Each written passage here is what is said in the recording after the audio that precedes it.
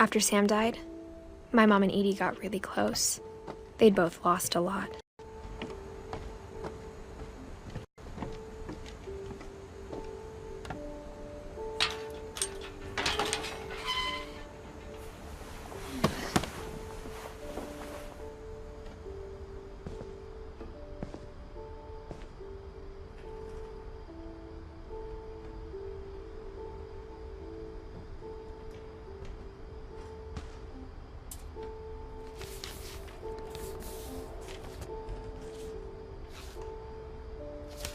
Dear Kay, do you remember the way Gregory used to laugh when he thought he was alone?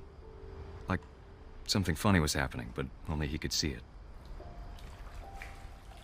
I think he saw things the rest of us don't.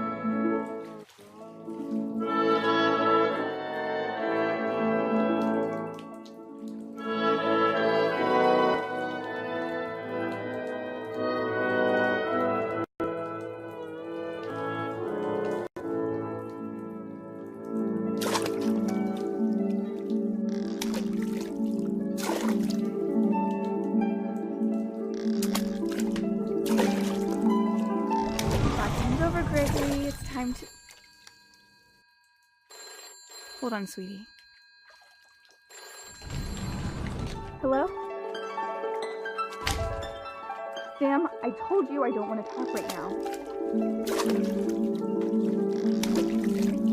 I wonder what he saw. What his world was like.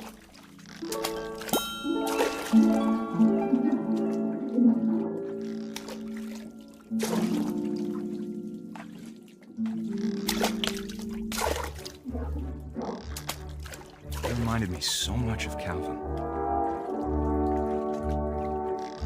Lost his imagination.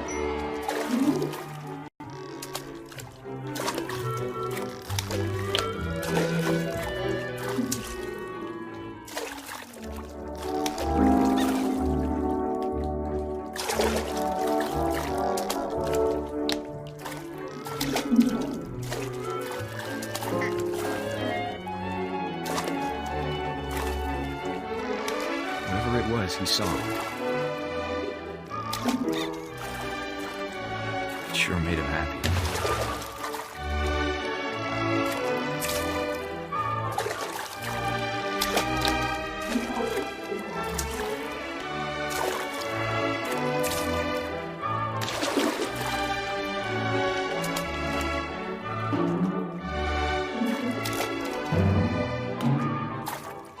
I know how silly it sounds.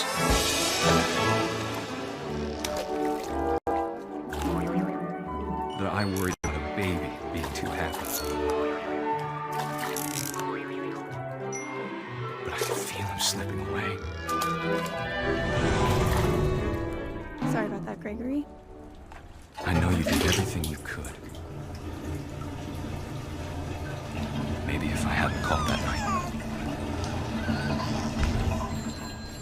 Damn it. Hold on, I don't want Gregory to hear this.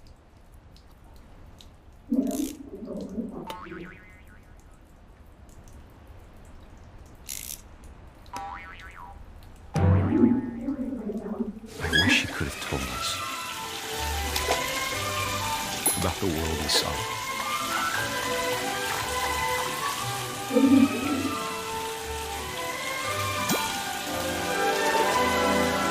There's so much I don't understand about Gregory, about everything.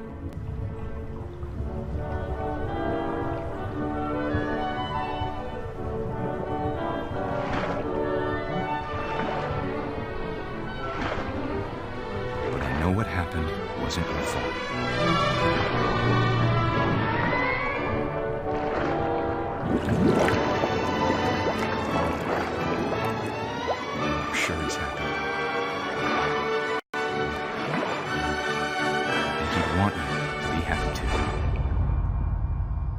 Good luck, Kay. Love, Sam.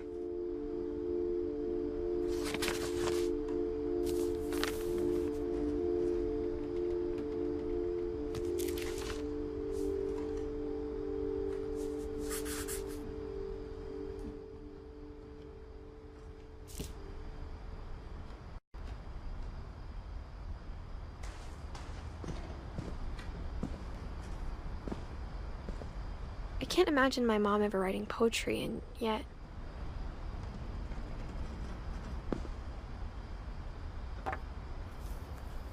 A poem for Gus, who always said the wedding was a bad idea.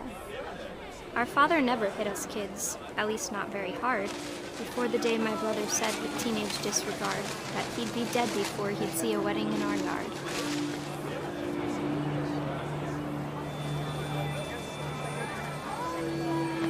My father made him come, of course, but Gus stood far apart, just flew his kite and bottled up the storm inside his heart.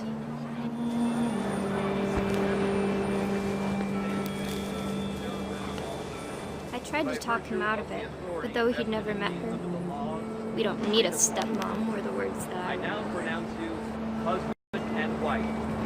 You may kiss the bride.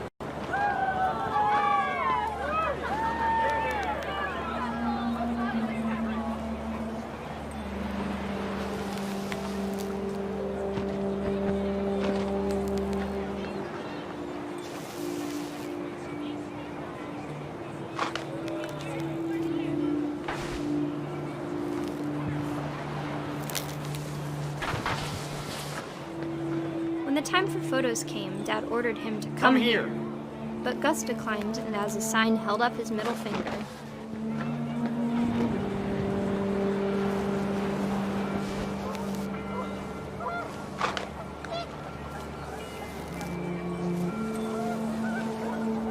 The wind picked up, and panicked geese appeared and quickly went. But all the humans did that day was go inside the tent.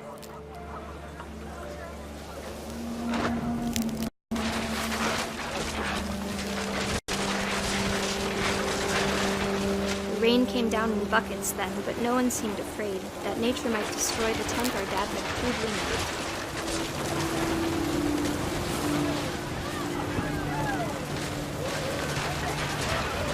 The thunder sounded much too close and full of angry power, but all my father said to this was, "Make the music louder."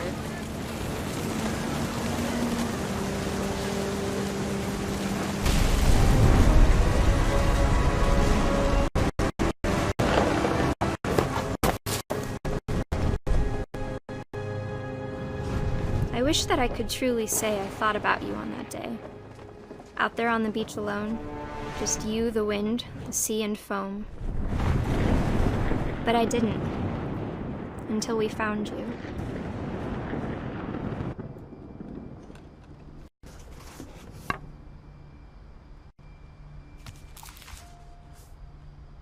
She never talked about him, but Mom told me once if I was a boy, they were going to name me Gus.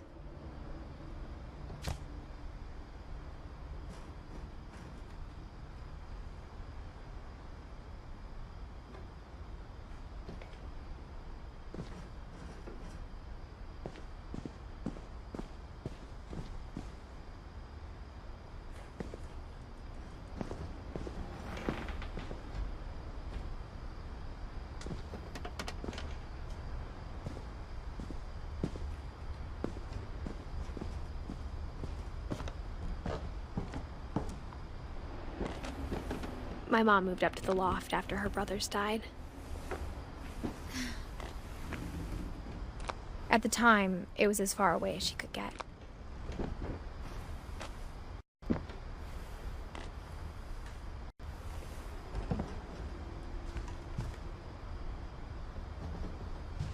She spent a summer building houses in Calcutta, where she met my dad, Sanjay.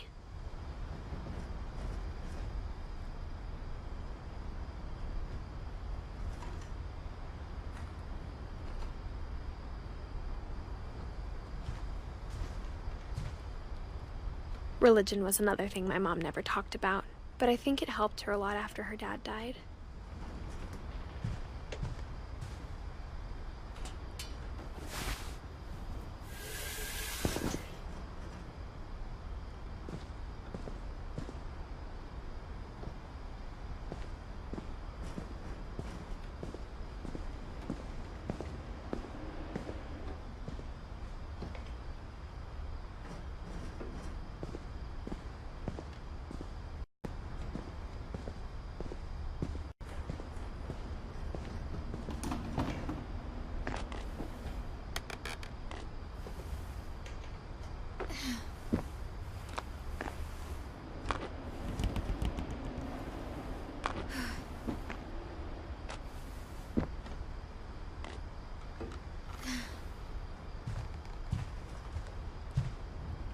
My mom moved to India a week after graduation and got a job teaching English.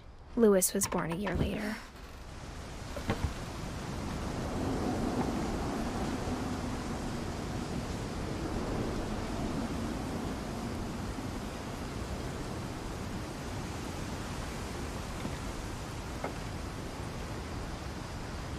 When my dad died, I don't think Mom knew where else to go. I'm sure Edie was happy to have her back.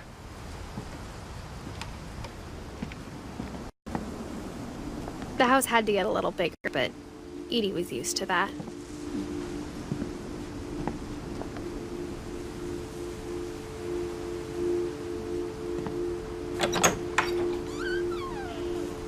And for a while, things were good. Almost normal.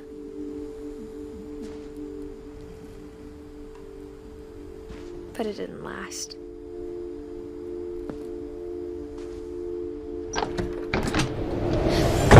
The beginning of the end was Milton's 10th birthday, when Edie gave him a castle.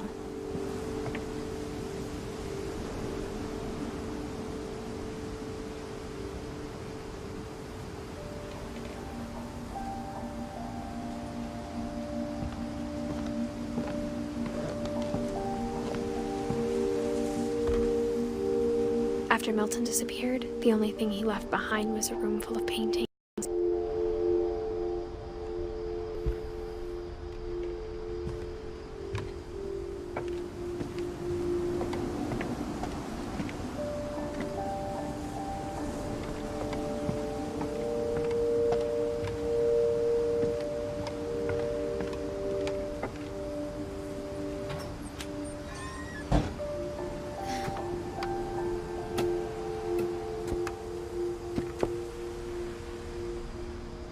I think Edie was happy to finally have another painter in the family.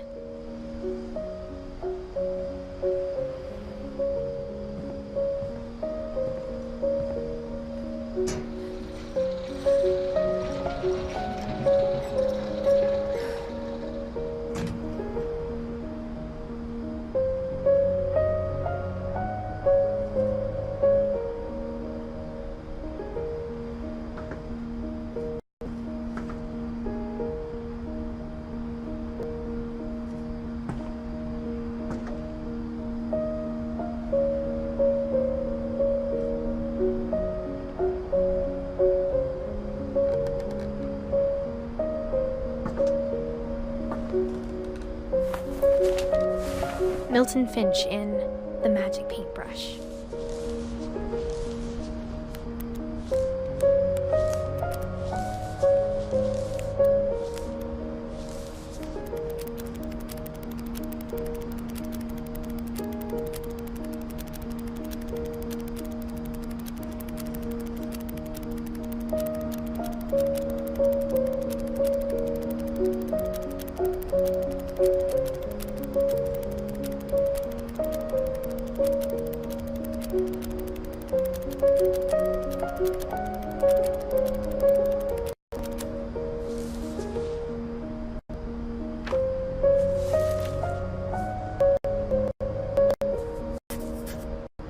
I was 4 when Milton disappeared.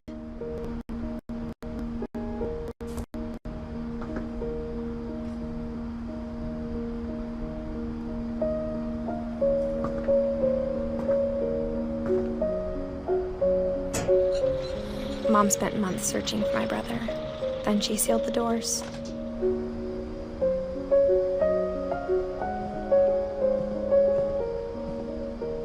Whatever Milton had found in the house, Mom didn't want it getting out.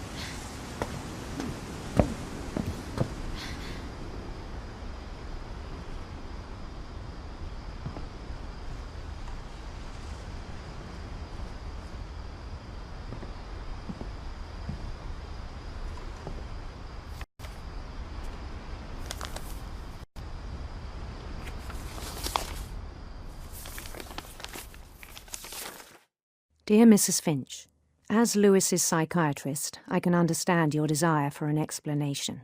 As I see it, the trouble began in January, shortly after we convinced your son to seek treatment for substance abuse. Newly sober, I believe Lewis first noticed the monotony of his daily life.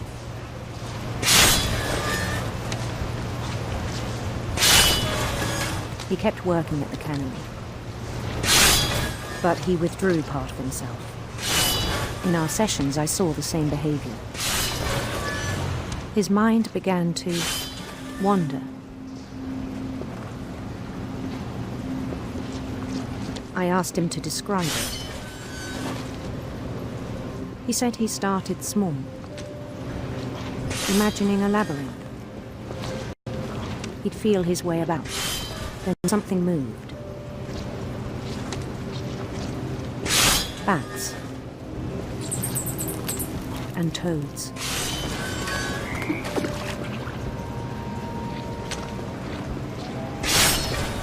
And things that have not names. He knew it was all in his head. But he took it very seriously. I had hoped he'd find himself.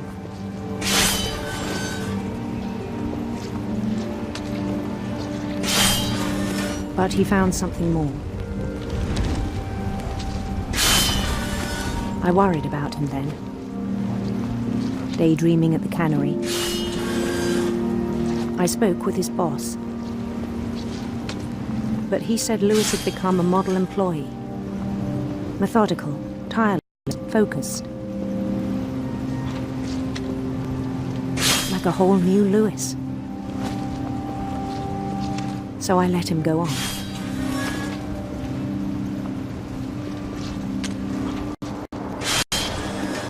I even encouraged him. It seemed very promising at first. He told me he'd made a new friend.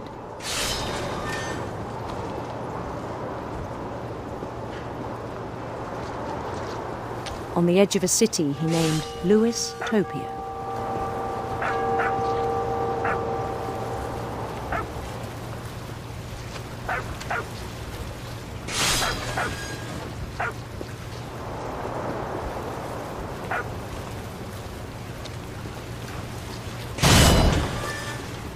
He built the city up slowly, brick by brick. Then he made musicians.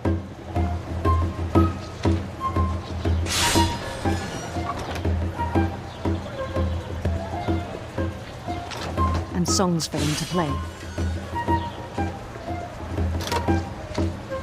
He talked about starting a band. And he was always humming something. Every day his imagination grew stronger.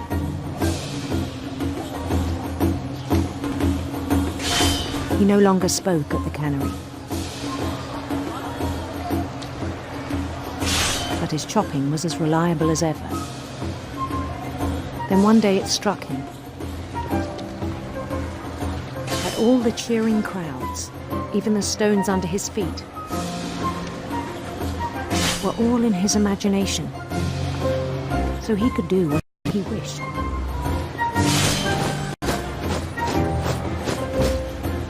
He held an election for mayor. And he won.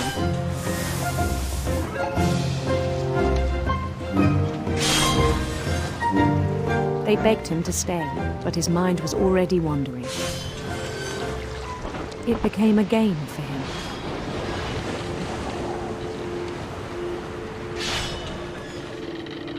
He'd conquer a city, then immediately push on. New Louisville.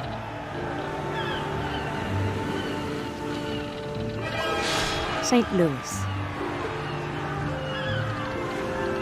He started drifting away from our reality.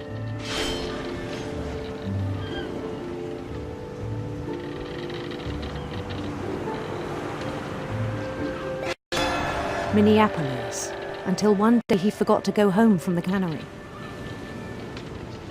Even as his mother pleaded with him, heart of Lewis kept sailing on.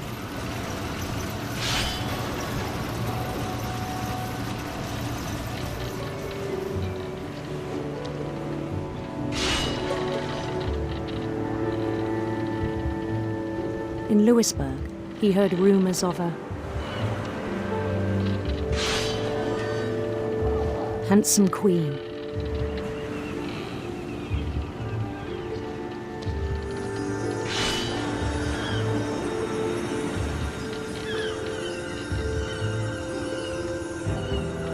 The queen was on her own quest for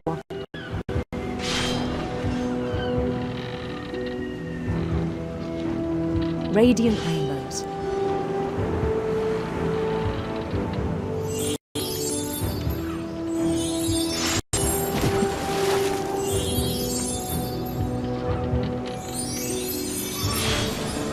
He followed the sound of her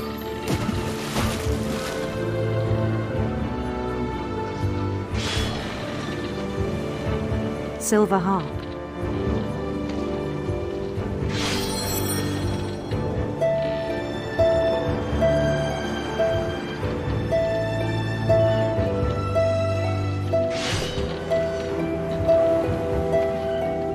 His chase led him to a golden palace east of the sun and west of the moon.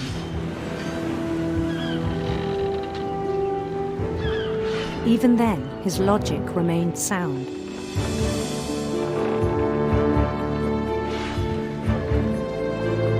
He knew the world was all in his imagination.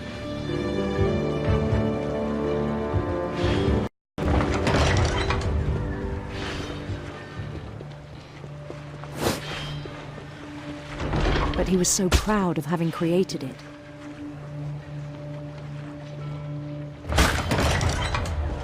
In his own eyes, he'd become something greater than a king.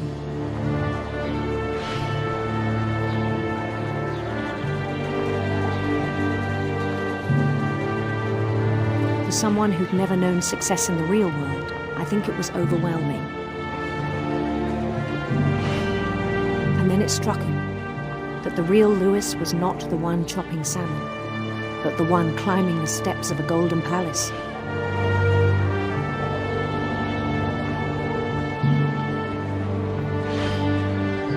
My imagination is as real as my body, he told me.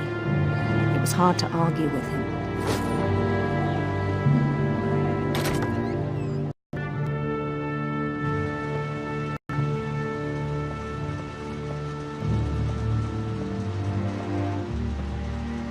He began to forget the world we know.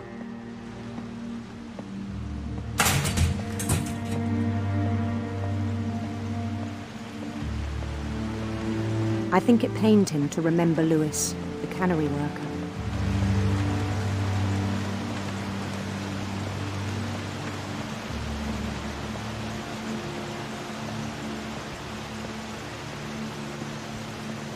He began to despise the man with a royal contempt.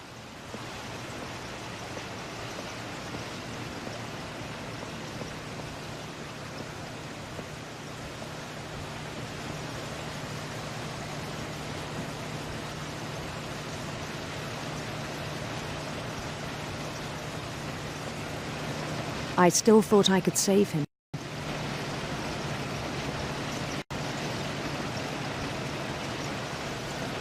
Even after he said he was being crowned king over all the lands of wonder.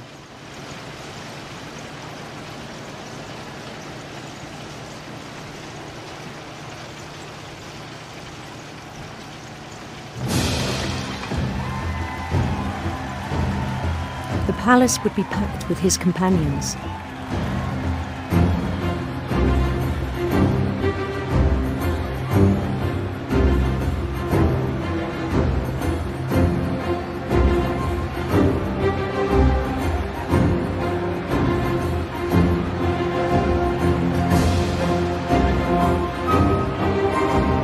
Including the wise Calico who'd insisted on inviting me.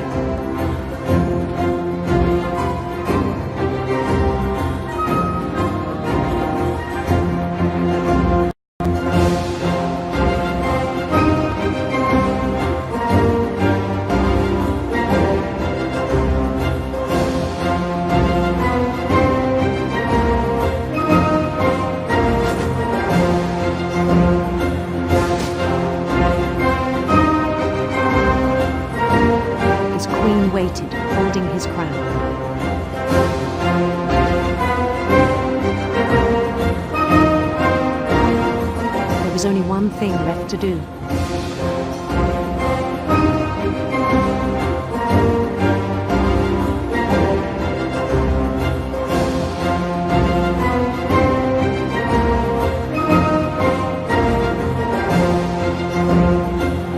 Bend down his head.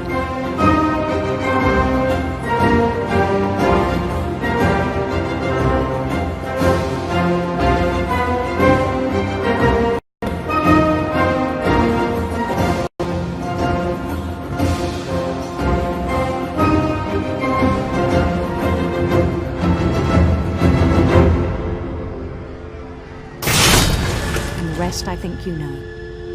Mrs. Finch, your son was a kind man who will be missed by all of us who knew him.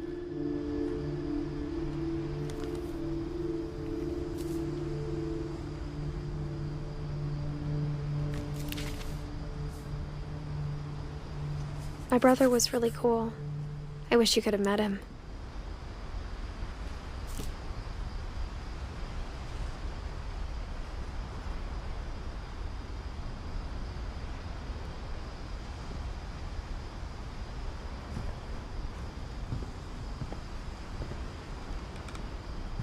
He was so proud of being Indian. I think for him, it was a way to be something other than just a Finch.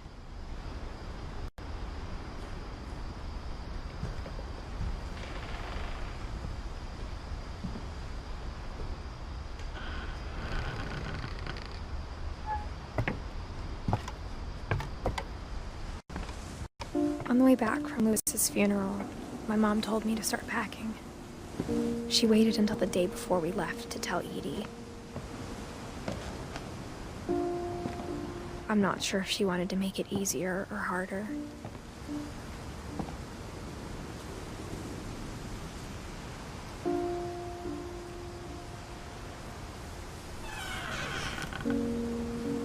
I wish we'd stayed.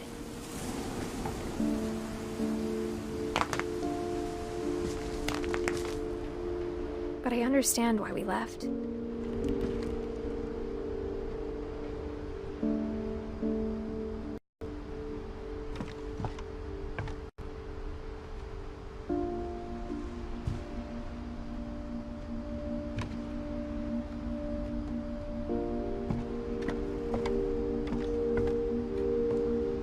My mom ended up leaving everything behind.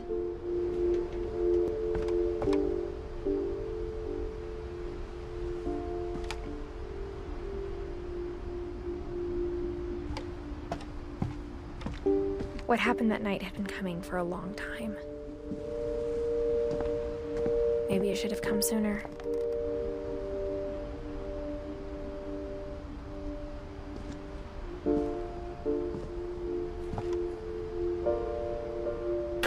But it had to end one way or another.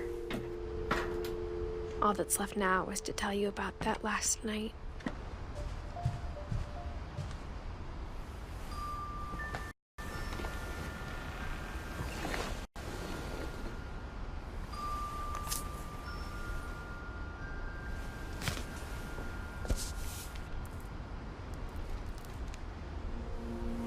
That whole last day, Edie just watched us pack and didn't say a word. Until supper, when she raised her glass and said, "To our final night together, and all our final nights apart." Grandma, you know what I said about alcohol. Some of your medications are very Edith, specific. I left a present for you in the hallway. Why don't you go open it? The grown-ups have to argue now. I'm sorry, you're right. We're all leaving tomorrow. Let's just enjoy our last... I'm not leaving. Edith, you're excused.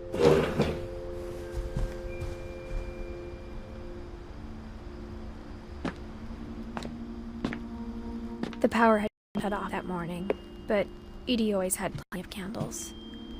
When my mom sealed the library, I don't think she knew about the other entrance.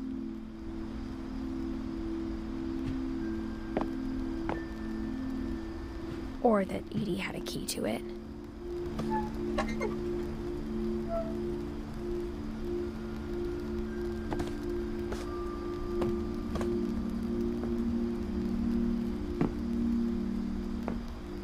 thing you're afraid of isn't going to end when you leave the house. Edith has a right to know these stories. My children are dead because of your stories. I think it's best if Edith and I leave tonight. We'll have the nursing home send a van for you in the morning. Okay?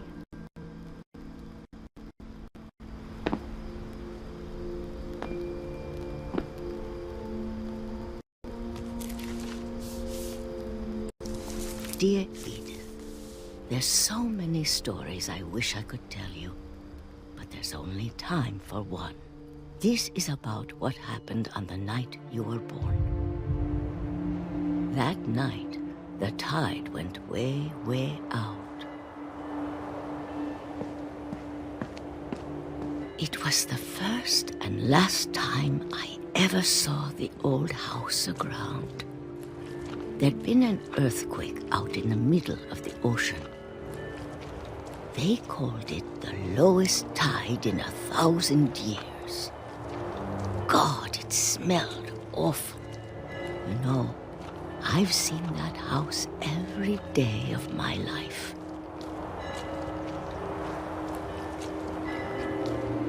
But I never thought I'd go back to it.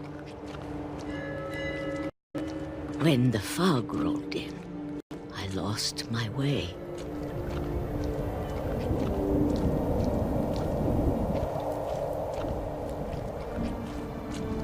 I got turned around.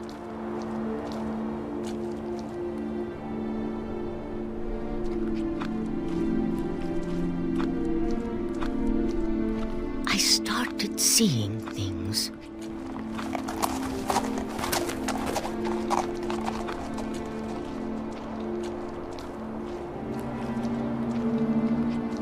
Things I'd forgotten had ever existed.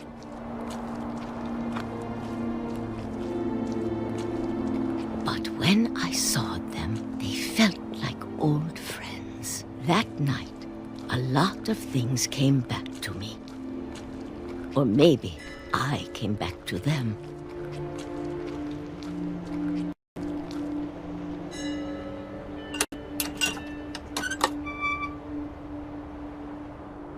Things I can't explain, but that I need you to try and... Edith, what are you doing in here? It's mine. Edith! Mom, you're gonna rip it! Let go! I kicked and screamed, but Mom dragged me to the car. I never saw Great-Grandma Edie again. The next morning, the van came to pick her up, but she was already gone. After that, we moved around a lot.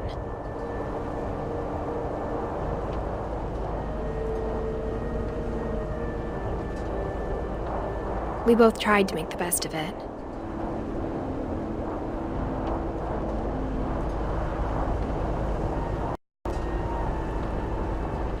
A few years went by.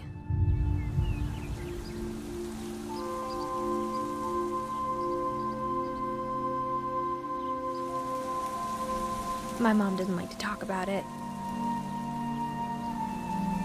but she started getting sick a lot. The rest happened pretty quickly. She got better for a while, and then she didn't. And then I was alone. The last Finch left alive.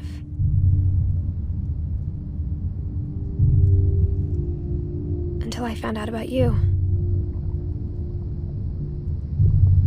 I'm still not sure what to tell you about all this.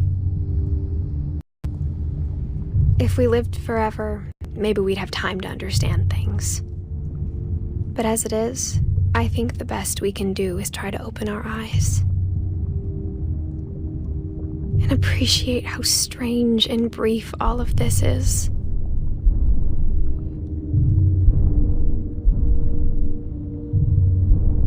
This journal was supposed to be for you.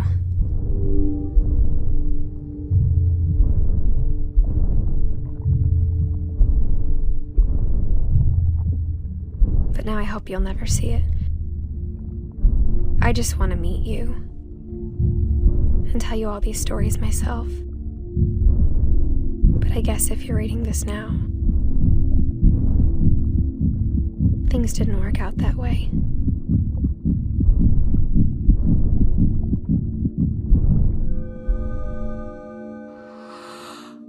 This is where your story begins. I'm sorry I won't be there to see it. It's a lot to ask, but I don't want you to be sad that I'm gone. I want you to be amazed that any of us ever had a chance to be here at all. Good luck.